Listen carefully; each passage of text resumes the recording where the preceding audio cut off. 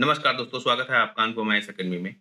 इस वाले वीडियो में हम लोग महाभारत तथा रामायण का ऐतिहासिक प्रमाण देखेंगे कि रामायण और महाभारत की जो घटनाएं हैं, उनका ऐतिहासिक रूप से क्या प्रमाण हमको मिलता है, जिसके बेसिस पे हम ये जान सकते हैं कि ये घटनाएं किस हद तक सही थी ऐतिहासिक रूप से। देखिए, इन दोनों घटनाओं का या इन दोनों महाकाव्यों का 2 अर्थों में आपको देखना होगा। पहला ये कि एक तो इनको धार्मिक एंगल से दिखाया जाता है, दूसरा इनको ऐतिहासिक एंगल से दिखाया जाता है। धार्मिक एंगल और ऐतिहासिक एंगल में आपको डिफरेंस देखने को मिल सकता है। मतलब धार्मिक एंगल में जो बातें कही गई हैं, वो हो सकता है ऐतिहासिक एंगल में आपको देखने को ना मिले। लेकिन क्योंकि हम सिविल सर्विसेज के लिए इन दोनों ग्रंथों को देखेंगे, इसलिए हमको ये ध्यान रखना होगा कि ऐतिहासिक रूप से जो प्रमाणित है, उन्हीं चीज़ों का हम अध्ययन इसमें करेंगे। ये टॉपिक आपके लिए कैसे फ़ायदेमंद है? जब आप सिविल सर्विसेज़ के इंटरव्यू में जाएँगे, तो कई बार इस टॉपिक से रिलेटेड आपसे सवाल पूछे जाते हैं। दूसरा, जब आप मेन्स आंसर राइटिंग करेंगे, उसमें भी जब आप धर्म ग्रंथों के आधार पर इतिहास का अध्ययन करेंगे या आपसे ये पूछा जाए कि धर्म ग्रंथ ऐतिहासिक प्रमाणिकता में कहाँ तक सही हैं, तो उसके बेसिस पर जब आप अध्ययन करेंगे या आंसर लिखेंगे, तब भी ये आपके लिए फ़ायदेमंद साबित होगा। तो महाभारत और रामायण दोनों हिंदू धर्म से संबंधित हैं और दोनों वैदिक काल की रचनाएँ मानी जाती हैं। तो सबसे पहले हम महाभारत की एक बेसिक स्टोरी समझ लेते हैं। देखिए, महाभारत को आपने टीवी सीरियल्स में, मूवीज़ में कई जगह पे देखा होगा और आपको एक बेसिक स्टोरी पता होगी। लेकिन उसके अलावा फिर भी हम एक बेसिक अंडरस्टैंडिंग के लिए, एक सामान्य समझ के लिए इसकी एक बेसिक स्टोरी को आपको बताएँगे, जिससे आप ये समझ पाएँ पूरी कहानी को, जिससे आप इस पूरी कहानी को सही ढंग से समझ पाएँ। देखिए, भरतवंश का आपने सुना था। भरतवंश की बात हमने इससे पहले की थी, जिसके नाम पे भारत का नाम पड़ा। भरतवंश और पुरुवंश, भरतवंश और पुरुवंश, ये दोनों मिलके बनाते हैं कुरुवंश। दरअसल ये महाभारत की पूरी घटना इस कुरुवंश से ही संबंधित है। तो जो भरतवंश है और पुरुवंश, ये दोनों बाद में एक हो जाते हैं और मिलकर एक नया वंश बनता है, जिसको बोलते हैं कुरुवंश। कुरुवंश जो है, वो वास्तव में आपका दिल्ली के क्षेत्र के आसपास है। तो दिल्ली का जो दोआब क्षेत्र है, उस पे इनका अधिकार था। किसका? कुरुवंश का। और हस्तिनापुर, हस्तिनापुर इसी का एक भाग है। तो मुख्यतः जो हस्तिनापुर क्या है, इनकी राजधानी है। इसकी कुरुओं की राजधानी है। तो हस्तिनापुर के क्षेत्र पे इनका अधिकार है, कुरुवंश का, और वहीं से रिलेटेड ये पूरी कहानी है। बेसिक से समझते हैं बिल्कुल। हस्तिनापुर के राजा थे राजा शांतनु। राजा शांतनु ने 2 विवाह किए। एक उन्होंने गंगा से विवाह किया। ये गंगा वही है जिसको आप गंगा नदी के नाम से जानते हैं। दूसरी पत्नी थी इनकी सत्यवती। दूसरी पत्नी इनकी सत्यवती।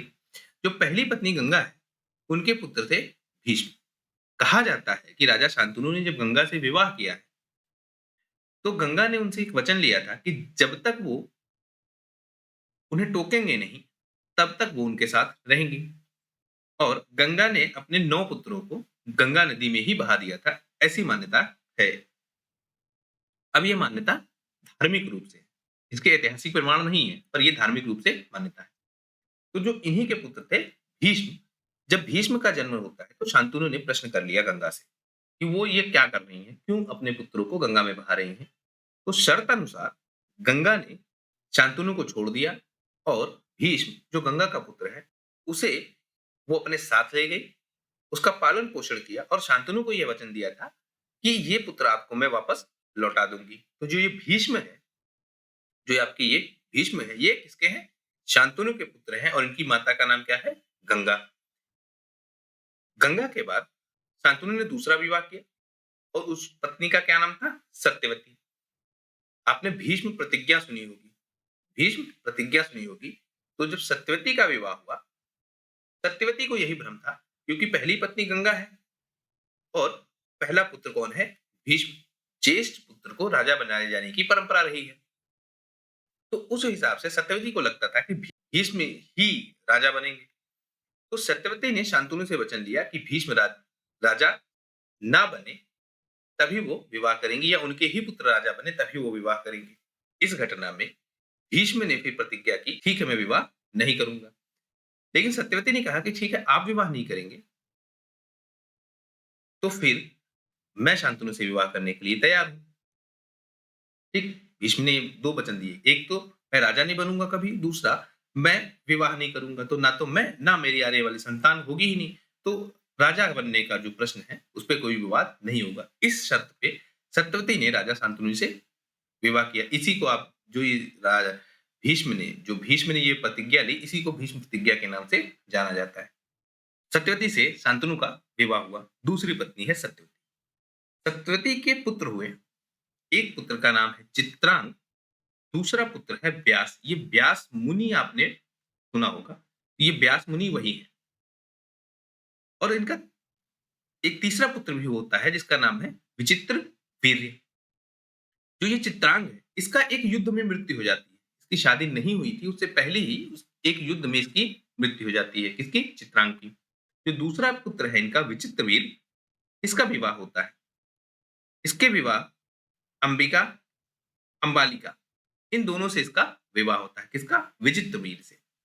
और एक तीसरी दासी है। इस दासी का नाम नहीं पता है, पर उस दासी से भी एक पुत्र का जन्म होगा।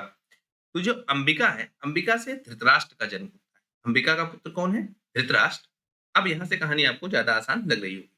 तो अंबिका का पुत्र धृतराष्ट्र, अंबालिका का पुत्र कौन है? पांडु। और जो तीसरी है, दासी है जिसका नाम नहीं पता है, उसका पुत्र कौन था? विदुर। विदुर जो बाद में देखेंगे आप क्या बनेंगे? महामंत्री बनेंगे। किसके? कुरुवंश में। ठीक? तो धृतराष्ट्र और पांडु और विदुर। तो अंबालिका का जो पुत्र है पांडु, अंबिका का जो पुत्र है धृतराष्ट्र और दासी का जो पुत्र है विदुर, यही तीनों मिलकर राज्य चलाएंगे। इसमें एक कहानी और है। जो विचित्रवीर है, कहते हैं इनकी मृत्यु भी युद्ध में हो गई थी। पहले ही इनकी मृत्यु हो गई थी। और अंबिका और अंबालिका के जो ये पुत्र हैं धृतराष्ट्र और पांडु, ये व्यास के ही पुत्र हैं। व्यास के ही पुत्र हैं। ये कहानी भी मिलती है आपको। और इसी घटना में हमको एक परंपरा देखने को मिलती है जिसको बोलते हैं नियोग प्रथा या नियोग परंपरा। इस नियोग परंपरा के माध्यम से ही अंबिका और अंबालिका के 2 पुत्र होते हैं, एक धृतराष्ट्र, एक पांडु। धृतराष्ट्र क्या है? जन्मांध है। धृतराष्ट्र क्या है? जन्मांध है। और पांडु राजा बनाए जाते हैं। इसके बाद अंबालिका के पुत्र पांडु राजा बनाए जाएंगे। धृतराष्ट्र को जन्मांध है। देखिए, बड़े पुत्र कौन है? बड़ा पुत्र कौन है? धृतराष्ट्र। अंबिका का बेटा धृतराष्ट्र। छोटा पुत्र कौन है? पांडु, अंबालिका का पुत्र। तीसरा दासी का पुत्र है विदुर। तो दासी का पुत्र था इसलिए इसको राजा बनना नहीं स्वीकार किया गया। सबसे बड़ा कौन था? धृतराष्ट्र। तो धृतराष्ट्र को राजा बनाया जाना था, लेकिन क्योंकि धृतराष्ट्र जन्मांध थे इसलिए राजा कौन बनता है? पांडु। ठीक? अब धृतराष्ट्र की पत्नी है गांधारी और पांडु की आप देखेंगे 2 पत्नियां हैं। एक कुंती है, दूसरा है माद्री। गांधारी जो है, ये धृतराष्ट्र की पत्नी है, इनका एक पुत्र दुर्योधन आपने नाम सुना होगा, प्लस 99, तो इसके कितने? 100 पुत्र हैं। इसके? गांधारी के। कुंती के आप देखेंगे तो कर्ण, अर्जुन, भीम और युधिष्ठिर, ये चार पुत्र हैं। कौन? एक कर्ण, दूसरा अर्जुन, तीसरा भीम, चौथा युधिष्ठिर। 4 पुत्र हैं। युधिष्ठिर इनमें क्या होते हैं? सबसे बड़े होते हैं। वैसे वास्तव में देखा जाए सबसे बड़ा कौन है? कर्ण है। क्योंकि कर्ण का कुंती ने त्याग कर दिया था। कर्ण का जन्म भी आप देखेंगे तो विवाह से पहले हो जाता है। इसके पीछे अलग कहानी है, हम उसमें नहीं जाएंगे। पर कर्ण का जन्म विवाह से पूर्ण हो जाता है, इसलिए कर्ण का त्याग कर दिया था कुंती ने।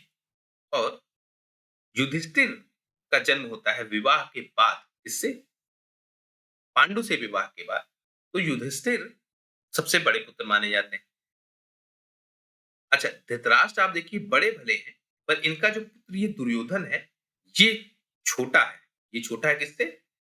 दुर्योधन से।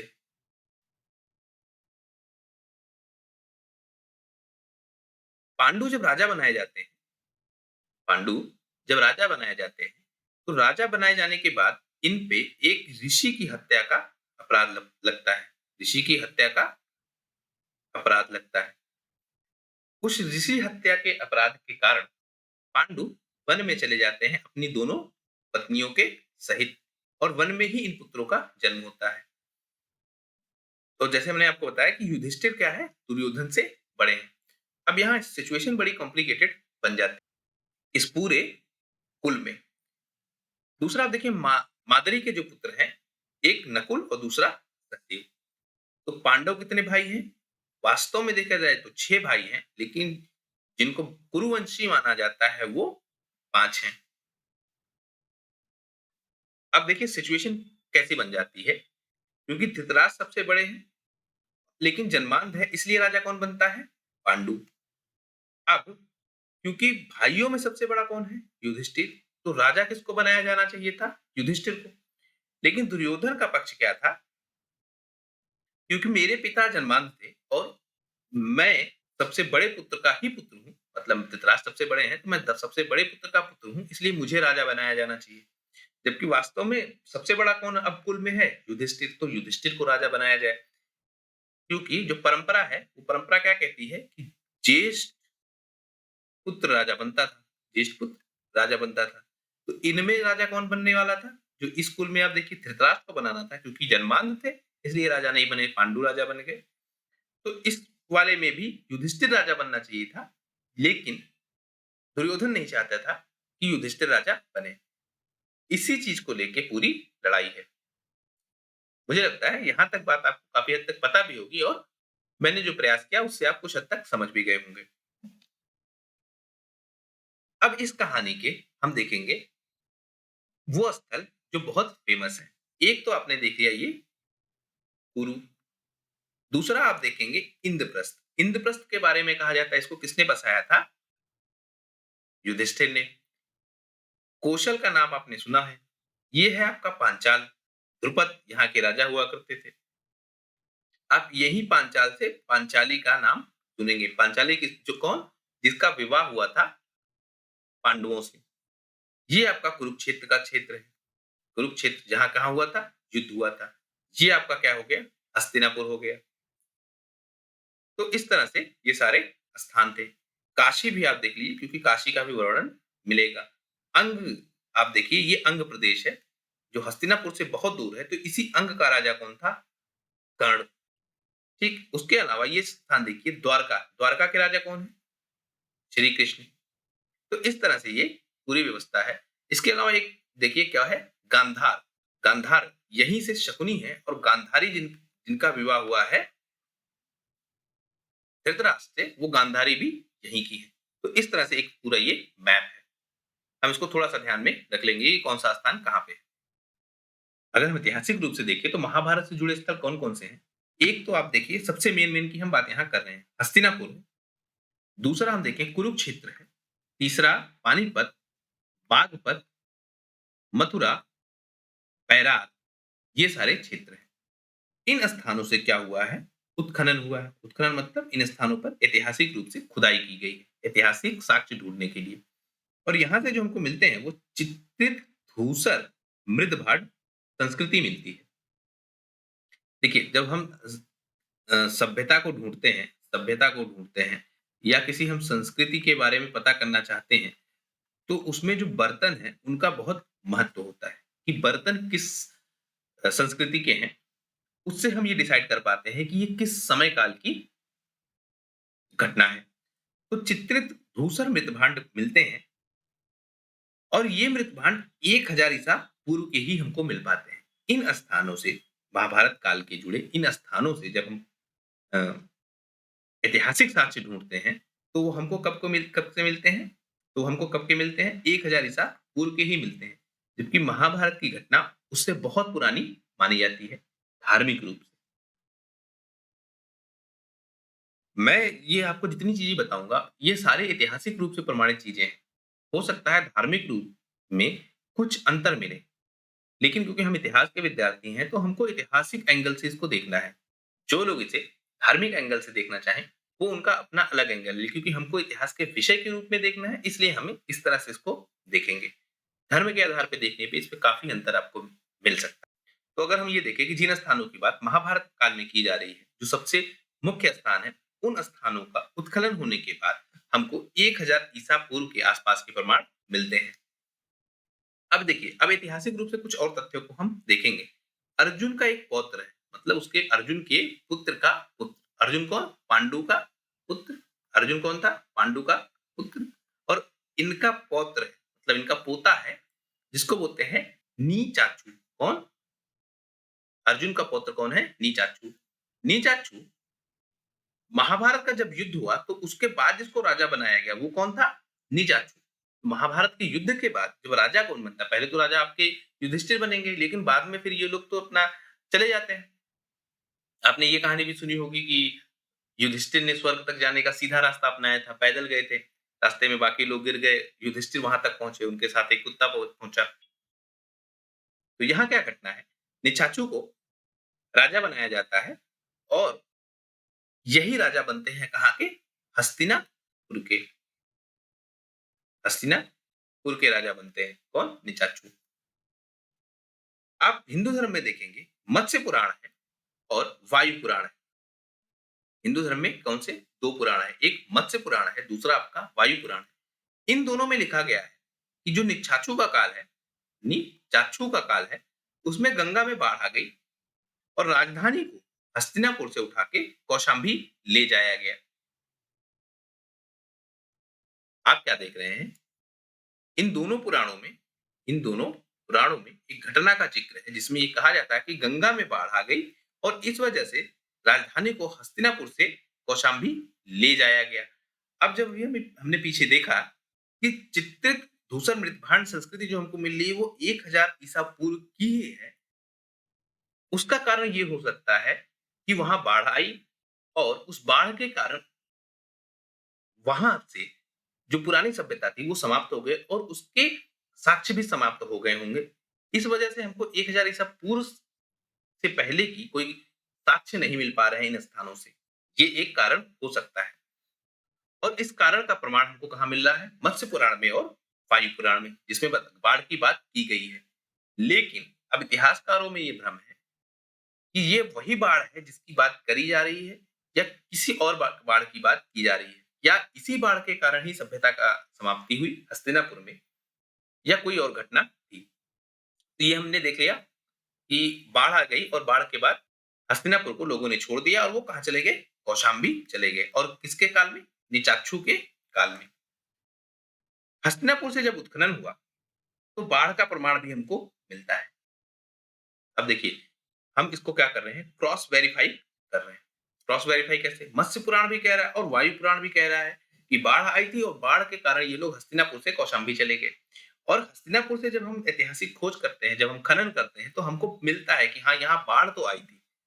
ये वही बाढ़ है जिसकी बात की जा रही है या कोई और बाढ़ है, या उस काल की ही बाढ़ की बात की जा रही है? इसमें भ्रम है, पर बाढ़ आई थी ये चीज सत्य है। तो ये देखिए, जैसे हमने देखा कि मत्स्य पुराण और वायु पुराण, इन दोनों में ये बातें की जा रही हैं। अगर आपने पुराणों का बारे में जानते हो तो आप जानते होंगे कुल पुराण कितने हैं? 12 पुराण। उन 12 पुराणों में ये 2 पुराण हैं और पुराणों को भी ऐतिहासिक साक्ष्य के रूप में देखा जाता है। आगे अगर हम देखें तो 14वीं सदी में, कब? 14वीं सदी में शम्स सिराज अफीफ, शम्स सिराज अफीफ नामक एक क्या है? इतिहासकार है जिसने तारीखे फिरूज शाही लिखी है। किसने? शम्स सिराज अफीफ ने।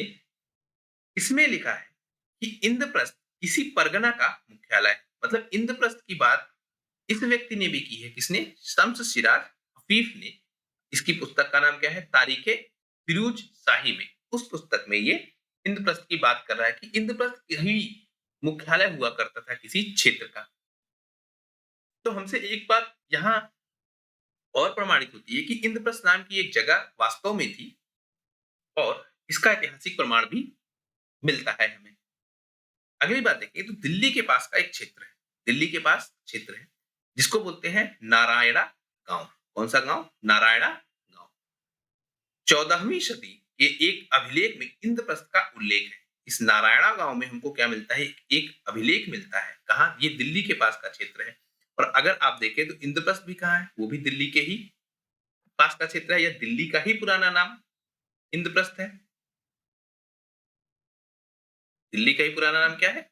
इंद्रप्रस्थ है। तो इंद्रप्रस्थ की चर्चा कहाँ मिल रही है? नारायणा गांव में मिल रही है, एक अभिलेख में। और अभिलेख कब का है? 14वीं सदी का। 14वीं सदी का ही एक इतिहासकार है जो अपनी पुस्तक में लिखता है कि इंद्रप्रस्थ एक मुख्यालय रहा होगा हमेशा से। तो इंद्रप्रस्थ का वर्णन हमको बार-बार मिल रहा है ऐतिहासिक साक्ष्यों में भी।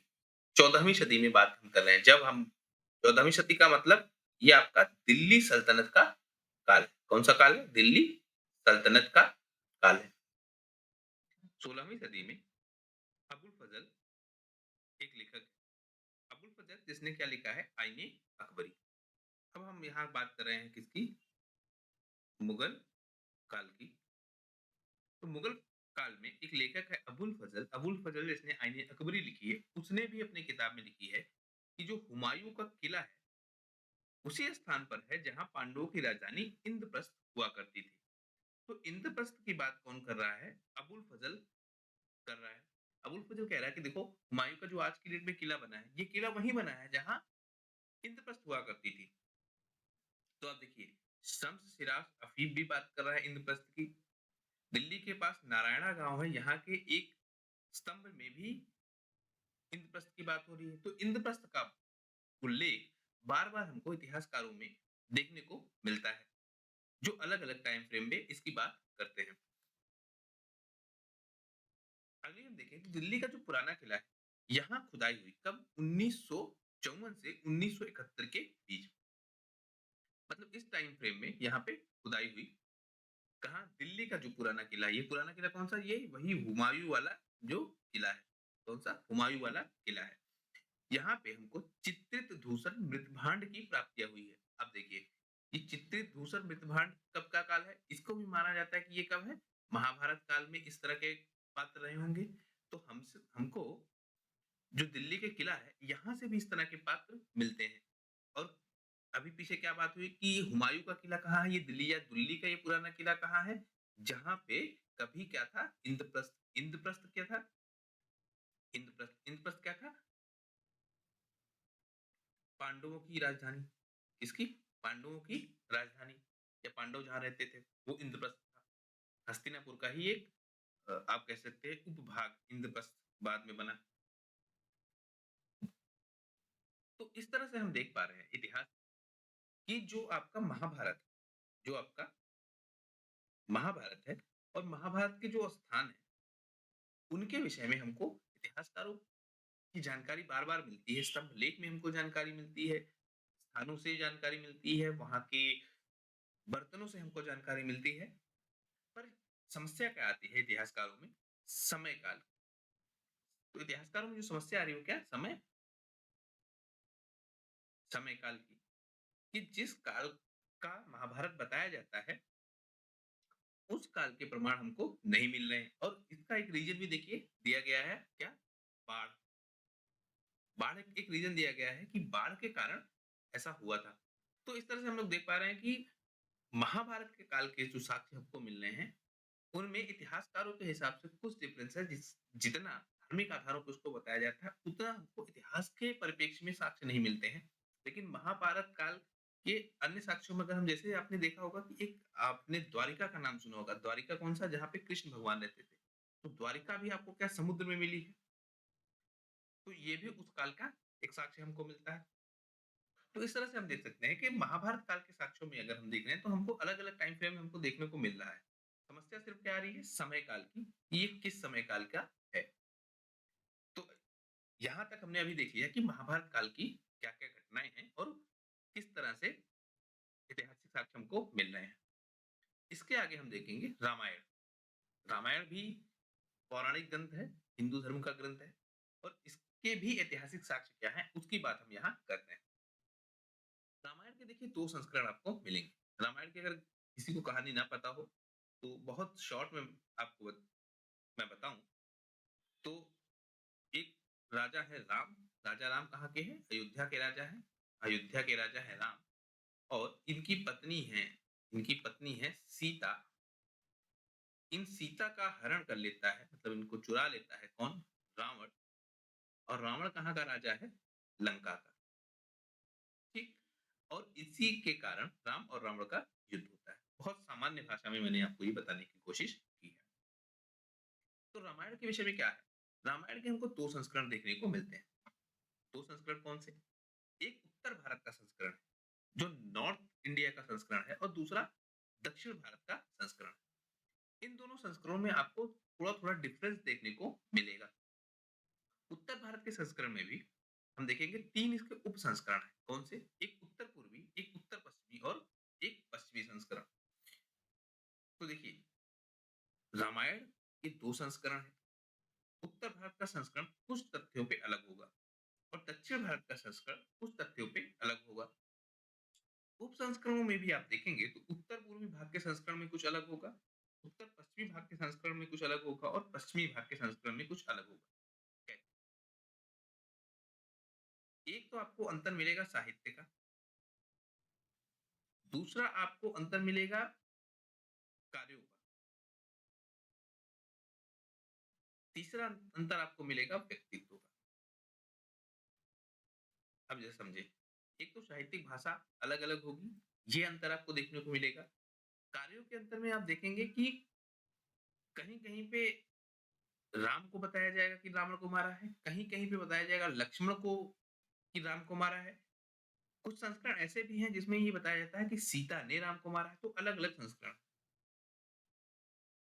जब आप व्यक्तित्व में देखेंगे तो कभी राम को बहुत श्रेष्ठ दिखाया जाएगा, राम को बहुत श्रेष्ठ दिखाया जाएगा लेकिन मनुष्य रूप में दिखाया जाएगा।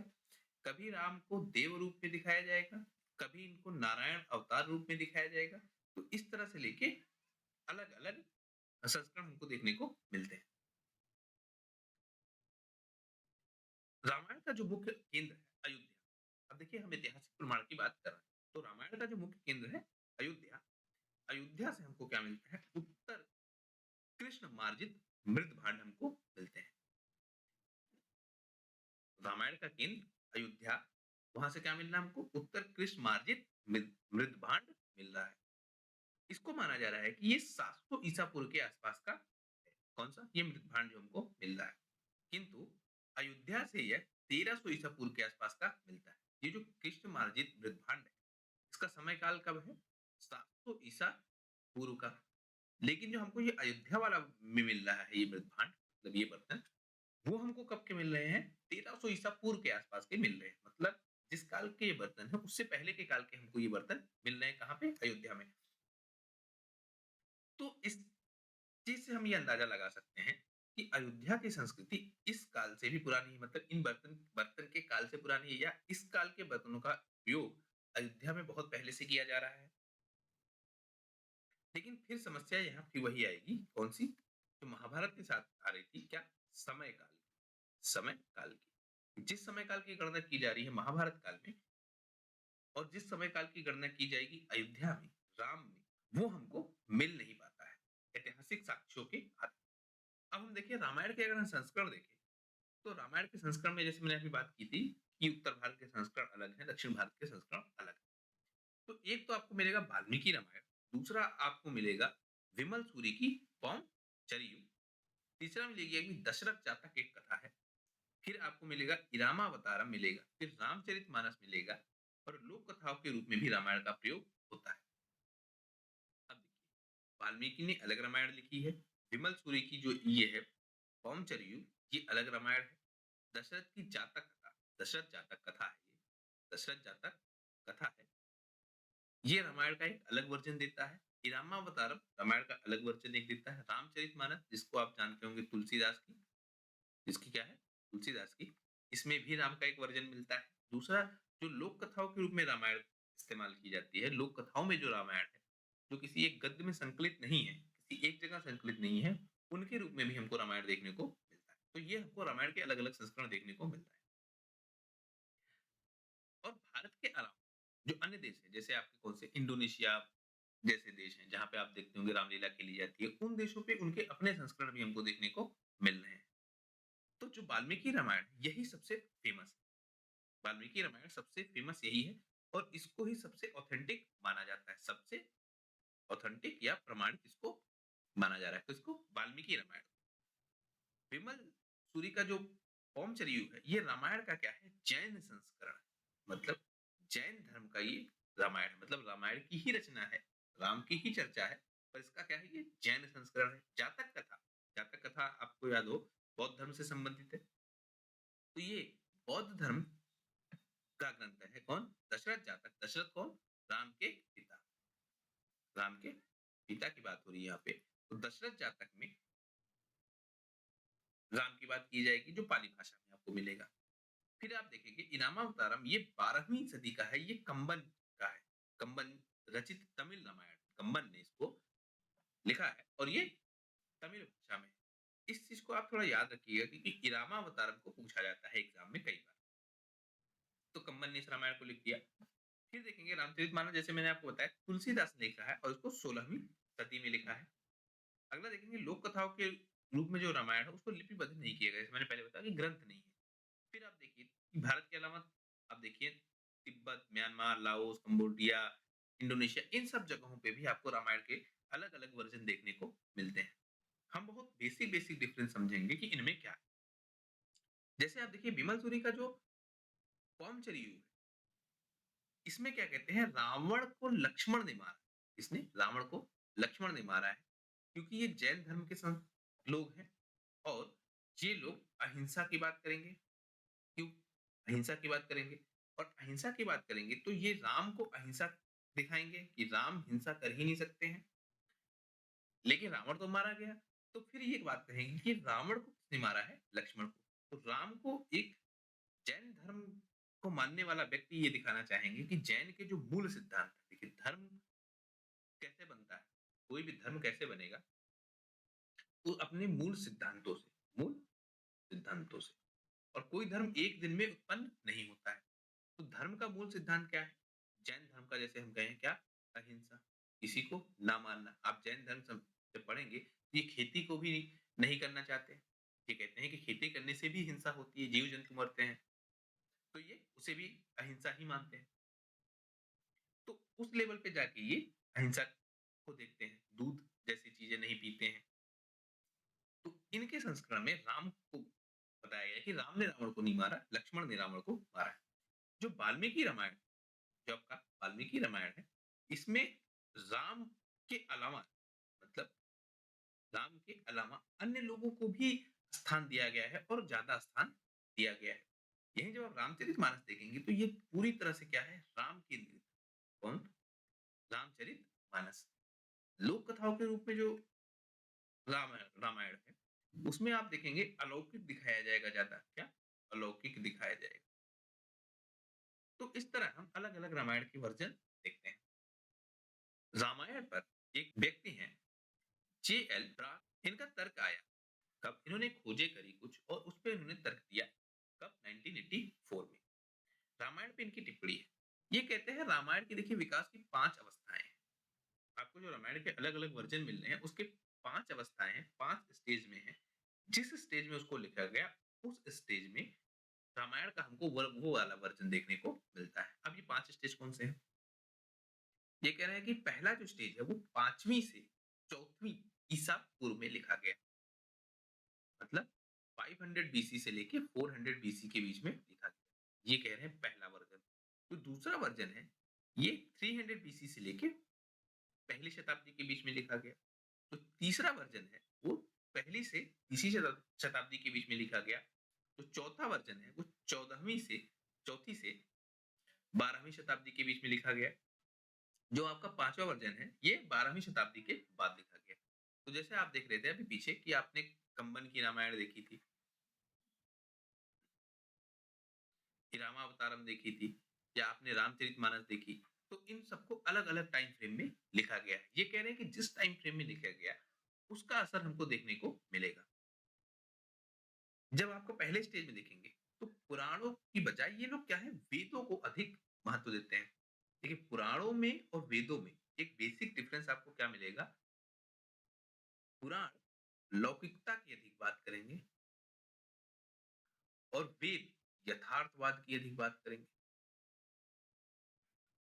ये प्रकृति की अधिक बात करेंगे और ये पुराण क्या करेंगे आपकी देवता और देवियों की अधिक बात करेंगे पूजन विधि में। तो इस तरह से हमको में देखने को मिलेगा। तो जो पहले चरण में आपको लिखा जाएगा रामायण, उसमें वेदों के अधिक निकट लिखा जाएगा और वेदों की जो बातें हैं, यथार्थवाद, प्रकृतिवाद, उस पे ये ज़्यादा प्रभावित दिखेगा। तो लौकिकता कम दिखेगी कब? पहले चरण के रामायण में। जो आपका दूसरे चरण का रामायण आएगा, दूसरे चरण में जब रामायण लिखा जाए तो उसमें नारी की पवित्रता पर अधिक बल दिया जाएगा, है ना? तो आप एक तरीके से कह सकते हैं अब नारी का पवित्र होना एक प्रमुख भूमिका में रखा जाएगा और नायक के चरित्र पर अधिक ध्यान दिया जाएगा। तो अब यहाँ क्या है? व्यक्तिवाद पे अधिक फोकस दिया जाएगा। तब दूसरे चरण में जब रामायण लिखा जाएगा और नगरीय जीवन आपको देखने को मिलेगा, मतलब भौतिकवाद देखने को मिलेगा, भौतिकवाद देखने को मिलेगा। सेकंड स्टेज में, पहले स्टेज में जब रामायण लिखा जाएगा तो वेदों के अधिक निकट मतलब यथार्थवाद पे, प्रकृति पे अधिक चिंतन होगा। लौकिकता कम दिखाई जाएगी। जब दूसरे स्टेज में लिखा जाएगा रामायण, तो नायक के चरित्र पर, स्त्री पर, भौतिकवाद पर, इन सब पे ज्यादा फोकस होगा और राजा की शक्ति का विस्तार, जैसे ये भौतिकवाद का ही उदाहरण है।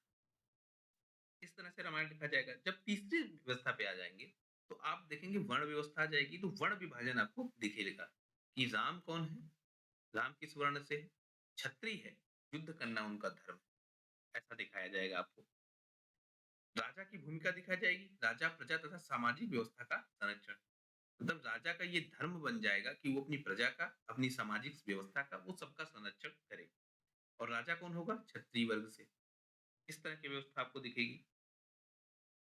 रामायण के प्रथम और सप्तम खंड, मतलब रामायण में जो खंड है अलग अलग, तो उसमें जो पहला खंड है और जो सातवां खंड है उसको बाद में जोड़ा गया ऐसा माना जाता है और वो इसी काल में जोड़ते हैं। कब? पहली से तीसरी शताब्दी के बीच में जो रामायण लिखा गया। और अब आप देखेंगे इंद्र का महत्व कम हो जाएगा। जब आप वैदिक काल में देखेंगे तो इंद्र का महत्व रहेगा, ज्यादा रहेगा, लेकिन इस काल तक आते आते इंद्र का महत्व कम होने लगेगा। अब जब फोर्थ स्टेज में रामायण आएगा तो आप देखेंगे साहित्य पर अधिक बल दिया जाएगा, मतलब लेखनी पर अधिक बल दिया जाएगा, भाषा पर अधिक बल दिया जाएगा, अच्छे शब्दों का प्रयोग ज्यादा होगा, साहित्यिक शब्दों का ज्यादा प्रयोग होगा। तो इन सब पे ध्यान दिया जाने लगेगा। फिर जो ये वर्ण व्यवस्था थी थर्ड स्टेज में, ये फोर्थ स्टेज में आपके आके बहुत जटिल वर्ण व्यवस्था देखने को मिलेगी। सती प्रथा भी आपको इसी में देखने को मिलेगी कि सीता को क्या है, प्रमाण देना पड़ा, अपने सतीत्व का प्रमाण देना पड़ा। उस व्यवस्था को यहाँ पे दिखाया जाएगा। तो आपने रामायण में अगर देखा होगा तो सीता को अंत में एक अग्नि परीक्षा देखनी पड़ती है। सीता को अंत में एक अग्नि परीक्षा देनी पड़ती है, वो इसी वर्जन का रामायण है। कौन सा? फोर्थ स्टेज का रामायण है। हर वर्जन में आपको सीता ने जो अग्नि परीक्षा दी वो आपको देखने को नहीं मिलेगा। इसी तरह से लक्ष्मण रेखा की जब बात की जाती है, कौन सी? लक्ष्मण रेखा की बात की जाती है, वो भी आपको हर वर्जन में देखने को नहीं मिलेगी। तो कुछ बेसिक बेसिक डिफरेंसेस। मंदिर तथा तीर्थाटन का महत्व बढ़ जाएगा। मंदिर और तीर्थ स्थलों का या तीर्थाटन का महत्व बढ़ जाएगा। इस स्टेज में हमको ये सारी चीजें देखने को मिलेंगे। अब अगर हम आ जाते हैं आखिरी स्टेज में, तो ये जो फोर्थ स्टेज की ही व्यवस्था है, इन्हीं व्यवस्थाओं में बहुत सारी कठोरता आ जाएगी और हमको एक नया स्टेज देखने को मिलेगा। किसका? रामायण का। तो अगर हम देखें तो प्रथम चरण, द्वितीय चरण, तृतीय चरण, चौथा और पांचवा चरण, इन चरणों में रामायण लिखा जाएगा, जिसको हमने पीछे बात की। तो पहले चरण में क्या लिखा जा रहा है आपको? राम पुरुषोत्तम है और एक आदर्श पुरुष है। इस चीज को आप ध्यान रखिए। राम को क्या दिखाया जाए? एक मनुष्य के रूप में दिखाया जा रहा है और राम को क्या माना जा रहा है कि पुरुष उत्तम है, मतलब पुरुषों में उत्तम है और एक आदर्श व्यक्ति है, मनुष्य है। ये चीज ध्यान रखेंगे जो फर्स्ट स्टेज में रामायण आपको मिलेगा।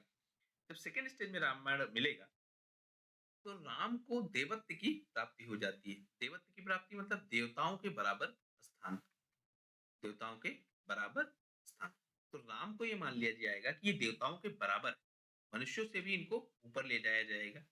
जब थर्ड स्टेज पे आप देखेंगे तो राम द्वारा रावण पर विजय को फोकस किया जाएगा और अधर्म पर धर्म की विजय के रूप में इसको दिखाया जाएगा।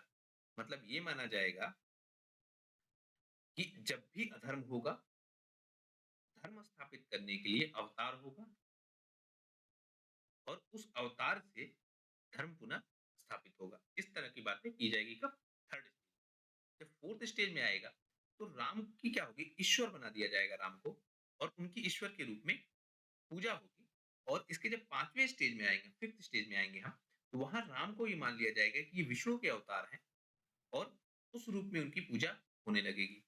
तो देखिए, पहले पुरुष मानते हैं, फिर देव के बराबर मानते हैं, फिर देवतार ही मानते हैं, देवों का अवतार ही मानते हैं, फिर अंत में आके राम को ईश्वर के रूप में पूजा जाने लगेगा। तो इस तरह से हमको अलग-अलग स्टेज में देखने को मिलता है। अब एक चीज़ यहाँ बहुत ध्यान देने वाली बात है, कुछ लोग इस पे टिप्पणी कर सकते हैं कि राम तो आदिकाल से थे, उनकी पूजा हो रही है, हम लोग पूजते आए हैं। मैं जो तथ्य आपको बता रहा हूँ, मैं इतिहास के बेसिस पे आपको ये सारे तथ्य बता रहा हूँ।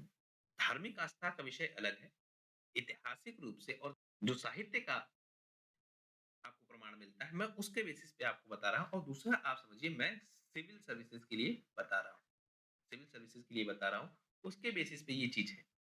अब कोई इसमें टिप्पणी ना करे कि राम के विषय में इस तरह की बातें क्यों कोई कर रहा है कि राम तो हमेशा से ही अवतार थे, राम तो हमेशा ही देवता थे, राम हमेशा से ईश्वर थे।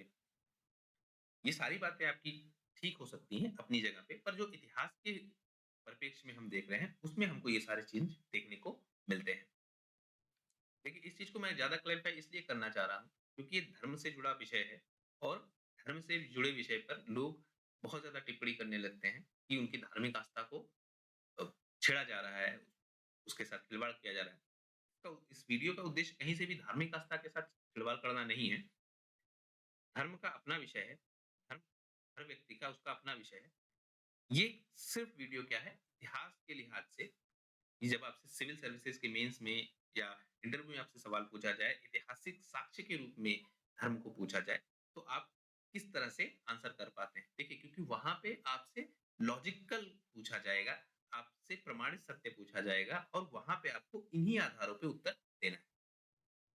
उम्मीद करता हूँ आपको ये वीडियो समझ में आया होगा और इसका आप सही ढंग से उपयोग करेंगे और सही अर्थ में ही इसका प्रयोग करेंगे। तो जुड़े रहिए इस चैनल के साथ आप लोग और इस चैनल को ज़्यादा से ज़्यादा लोगों के साथ शेयर कीजिए, जिससे हम ज़्यादा से ज़्यादा लोगों तक अपनी पहुँच को बना सकें। आप सबका हमसे जुड़ने के लिए धन्यवाद।